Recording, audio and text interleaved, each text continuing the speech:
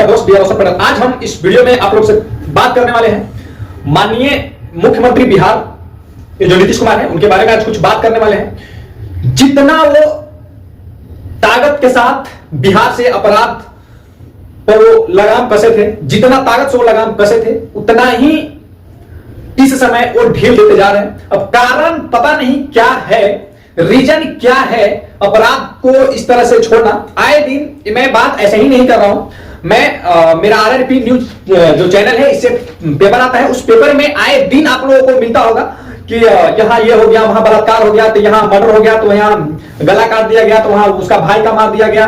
और फिलहाल आज के न्यूज पेपर में मेरा आया है जो आप लोग देखे होंगे कि शटर उठा करके दुकान में, जो कपड़ा का दुकान है उसमें बदमाश गुंडा घुस करके गोली मार दिया 2 लोगों का, और पहले बम फेंका था गया में। जैसे कि मैं आप लोगों को मेरे पेपर के माध्यम से पता चला होगा कि बम बारूद पुलिस को हाथ लगा है। तो आप समझ सकते हैं कि इतना ज्यादा बढ़ चुका है बिहार में इस समय अपराध, इतना ज्यादा कि इसका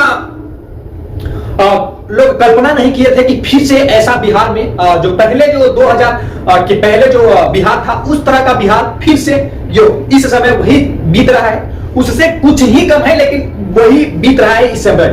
तो आप समझ सकते हैं। और ये बिहार वासी, और मैं खुद ये नहीं भूल रहा हूं कि बिहार में जो 2000 के बाद जो अंकुश लगाए थे, जो लगाम लगाए थे, वो नीतीश कुमार ही लगाम लगाए थे बदमाशों पर, गुंडों पर। लेकिन पता नहीं क्या हो गया उनको, बीते इधर 2, 4, 5 महीना की मैं बात कर रहा हूं कि इतना छोड़ चुके हैं। प्रशासन आए दिन भी मनमौजी कर रहा है। समस्तीपुर का प्रशासन का आप लोगों का रवैया दिखाए हैं किस तरह से, समस्तीपुर का ही प्रशासन का नहीं, हर जगह का प्रशासन का यही रवैया हो चुका है। पता नहीं एसपी महोदय को क्या मंत्री साहब बताए हैं कि बिहार में सबको खुला छोड़ दो, क्या करो पता नहीं, बदमाश को एकदम खुला छोड़ दिया है। इस समय आए दिन आपको 3 बच्चा का एक बार मर्डर हुआ है, उसको कुआं में डाल दिया गया है।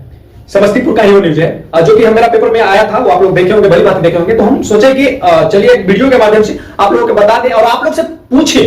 मैं आप लोग से ही पूछने आज आया हूं कि आखिर आप लोग के नजर में, आप लोग के अनुसार माननीय मुख्यमंत्री नीतीश कुमार आखिर ऐसा क्यों कर रहे हैं, जिसमें वो ताकत था कि पूरे बिहार में जो करप्शन, जो लूटमार, जो डकैती, जो अपराध, जो हत्या जो होती थी, उसको पर नकेल इस तरह से कसे थे, इस तरह से लगाम लगाए थे।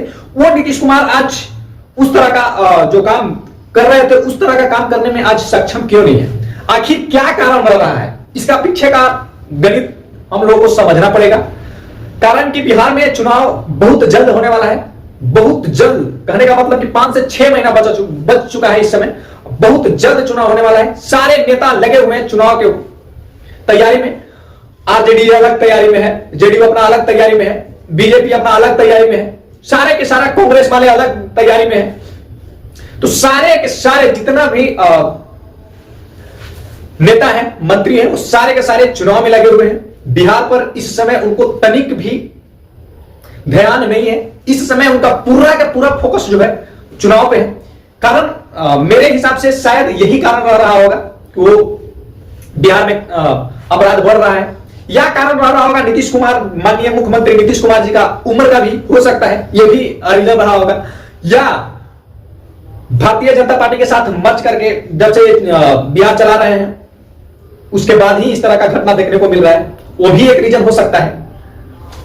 सम्राट चौधरी या आपका विजय सिन्हा जो उप मुख्यमंत्री है, ये लोग उस तरह का नहीं दिख रहे हैं, उस तरह का जोश में नहीं दिखते हैं जो भारतीय जनता पार्टी के मुख्यमंत्री करते हैं और उप मुख्यमंत्री करते हैं।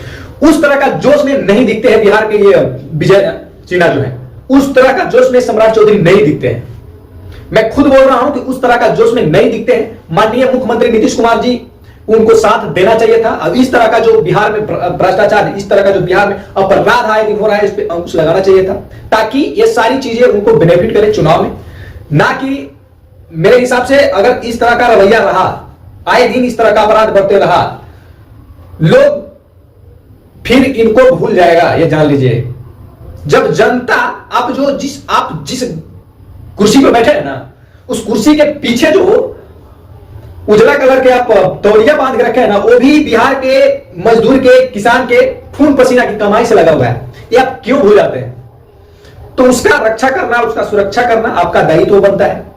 तो आप रक्षा जिस तरह से आप किए थे 2000 के बाद, आपने बहुत अच्छा बिहार को अपराध के मामले में किया, ये दो राय नहीं है, बहुत अच्छा काम किया आपने। लेकिन अब आए दिन तो आप लोग कमेंट करके जरूर बताइएगा कि आखिर रीजन क्या रहा है, क्या आखिर उनको इस तरह का कौन सी मजबूरियां हैं नीतीश कुमार के जो अपराध करने वाले को धर दबोचने में रोक रहा है, वो कौन सा है मजबूरियां, ये सारी चीजें आप लोग कमेंट करेंगे। और मैं बता दूं कि बिहार में जो चुनाव होने वाला है, सूत्रों के हवाले से पता चला है कि कांग्रेस जो चुनाव बोल रही है कि हम अकेले लड़ेंगे चुनाव।